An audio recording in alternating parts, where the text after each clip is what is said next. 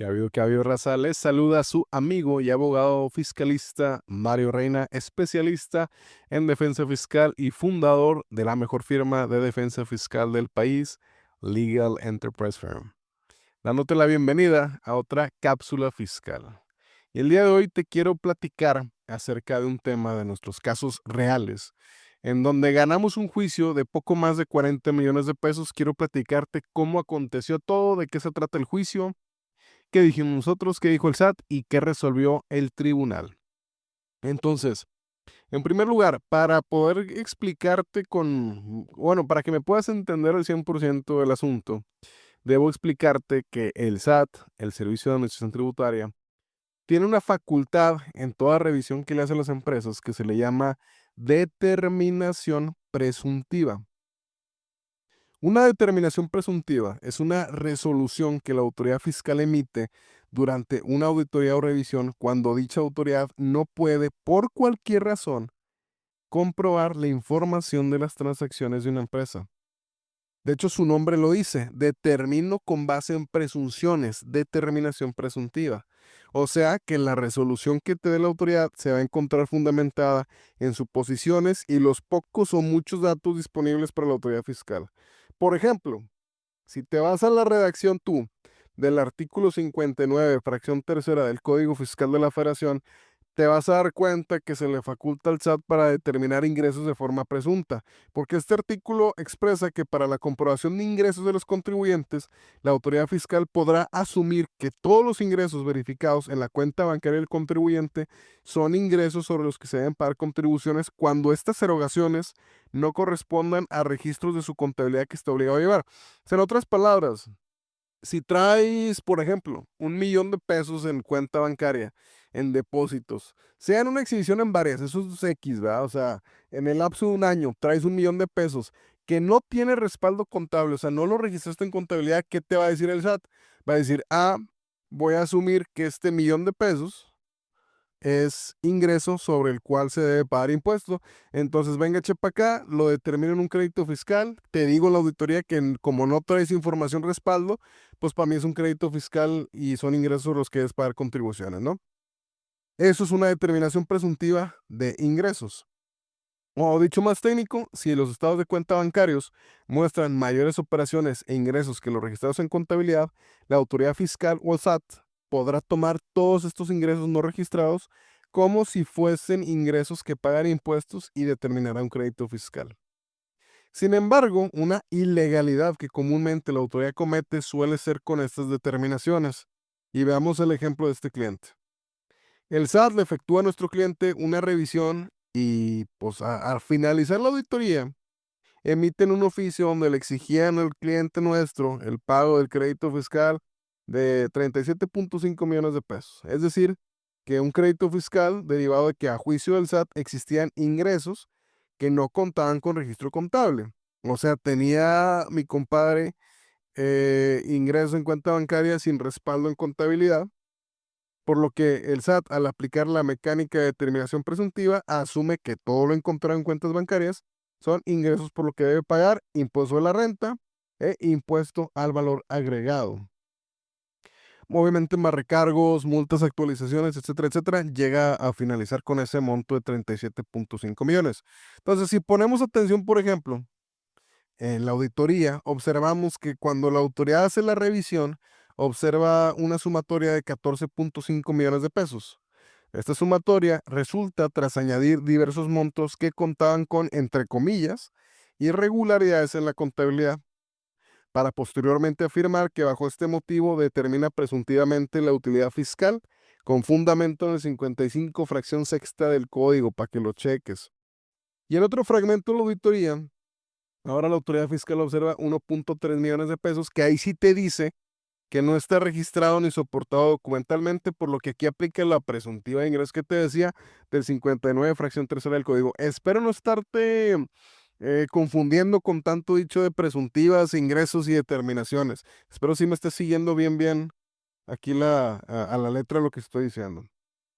Entonces, total, dices tú, ¿sabes qué? Ya te expliqué cómo está el detalle de la determinación presuntiva. El SAT vio en cuenta bancaria más billete de lo que tenía en contabilidad, entonces te has de estar preguntando, ¿dónde está la ilegalidad? Y aquí mismo te voy a explicar cómo logramos cancelar al 100% este adeudo. Ahí te va, pon mucha atención. Si bien es cierto, la autoridad fiscal, con la supuesta noción de que la información y documentación que proporcionó el cliente no resultaba ser suficiente para poder comprobar el origen de los ingresos, aplicó la determinación presuntiva, no menos cierto es que hay un requisito esencial antes de poder ejercer esta mecánica. Y es que el artículo 16 constitucional y el 38, fracción cuarta del Código Fiscal de la Federación, prevén como derecho humano y garantía individual la certeza o certidumbre o seguridad jurídica, como le quieres llamar, que expresa que ningún gobernado podrá ser molestado sin una orden por escrito que funde y motive la causa legal del procedimiento. Aplicando o trasladando esto a la materia fiscal, podemos entender que este derecho asegura que las autoridades fiscales deben actuar con base en leyes claras y precisas, no andarse con rodeos. Eso significa que los contribuyentes tienen derecho a conocer las reglas y procedimientos aplicables a sus obligaciones fiscales y a recibir una resolución fundada y motivada en caso de procedimientos administrativos o sanciones, garantizando así que no sean sometidos a arbitrariedades o decisiones inesperadas. En otras palabras, para que la autoridad, y no la manda fiscal, en general, para que una autoridad administrativa pueda ejercerte un acto de molestia, tiene que fundarte, es decir, explicarte con detalle y precisión las leyes, párrafos, incisos, subincisos y transcribirlos si se trata de una norma compleja que te van a aplicar, así como la narrativa, es decir, la motivación de los hechos que dieron lugar a que la autoridad decida tomar este acto de molestia. Y un error garrafal en las auditorías, como la que te estoy platicando, es que el SAT se limita a usar frases como que existen, entre comillas, irregularidades en la contabilidad o bien que las operaciones y transacciones, entre comillas, no se encuentran soportadas documentalmente. Y estas expresiones resultan ser gravemente imprecisas, sin poder el contribuyente o quien esté leyendo o atendiendo el crédito fiscal contestarse preguntas como ¿qué irregularidades vio el SAT? O bien, ¿por qué lo aportado durante la auditoría no resultó ser suficiente para que yo como contribuyente compruebe el origen de los ingresos? Entonces, cuando el cliente nos contrata para defenderle y cancelar este crédito, este fue uno de nuestros argumentos principales. Y lo hicimos ver tan convincente, porque era real, que el Tribunal Federal de Justicia Administrativa estuvo de acuerdo con lo que planteamos, señalando que el SAT no fundó ni tampoco motivó las supuestas irregularidades, razones particulares o causas inmediatas que justifiquen el uso de la mecánica de determinación presuntiva, y que por ende no valoró la documentación proporcionada por nosotros, o sea, por el contribuyente, culminando en una infracción formal que llevó a la autoridad a aplicar indebidamente los artículos del código que te dije que prevén la determinación presuntiva. Con este argumento nosotros logramos cancelar de manera definitiva el adeudo y obviamente nuestro cliente, nuestro contribuyente no pagó absolutamente nada. Esto, para el oído no entrenado o para el neófito de la materia, podría considerarse como una exageración, como diciendo, oye, ¿cómo puede ser posible que por un error la autoridad fiscal no pueda cobrar lo que tiene derecho a cobrar? Y aquí es donde está mal el planteamiento, porque uno de nuestros derechos fundamentales precisamente es la seguridad jurídica. O sea, no puede ser posible que si la autoridad pretende hacernos ver que el contribuyente debe un monto, así es. Y está mal porque tenemos el derecho a interpretar las leyes fiscales también como ellos también tienen el derecho. Y a final de cuentas, quien decide verdaderamente qué interpretación es la que está alineada con la visión del Estado, con la visión de las leyes y del Congreso que hace las leyes, es el tribunal, en este caso Federal de Justicia Administrativa, y en otros casos el Poder Judicial, ¿verdad? Y para finalizar, te quiero leer el fragmento de la sentencia que tenemos aquí en la oficina para que puedas entender un poquito más de lo que estoy hablando.